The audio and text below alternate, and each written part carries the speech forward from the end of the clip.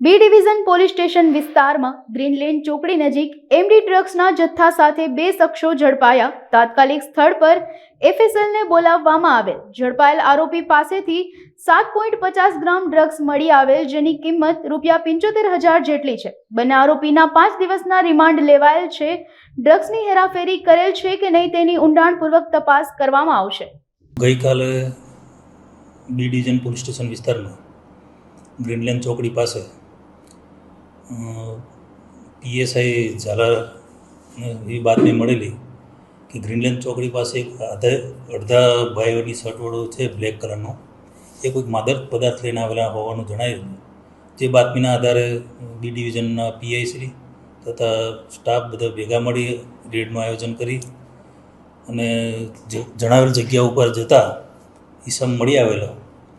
એ ઈસમનું નામ પૂછતા એ ઈસમ પોતાનું નામ શાહરૂખ બશીરભાઈ મિયાણા અને બીજો ઈસમ હતો જે નામ રાહુલ દીપકભાઈ ગોસાઈ, જેઓને પંચો રૂબરૂ તેમજ અધિકારીઓની રૂબરૂ ઝડપથી તપાસ કરતા શાહરૂખના પાછળના ખિસ્સામાંથી એક પ્લાસ્ટિકની કોથળીમાં સફેદ પદાર્થ જેવું કંઈ મળી આવેલું, જેને પંચો રૂબરૂ સૂંઘી જોતાં કંઈક અલગ પ્રકારની સ્મેલ આવતા પછી તાત્કાલિક સ્થળ ઉપર એફએસએલને બોલાવવામાં આવેલ.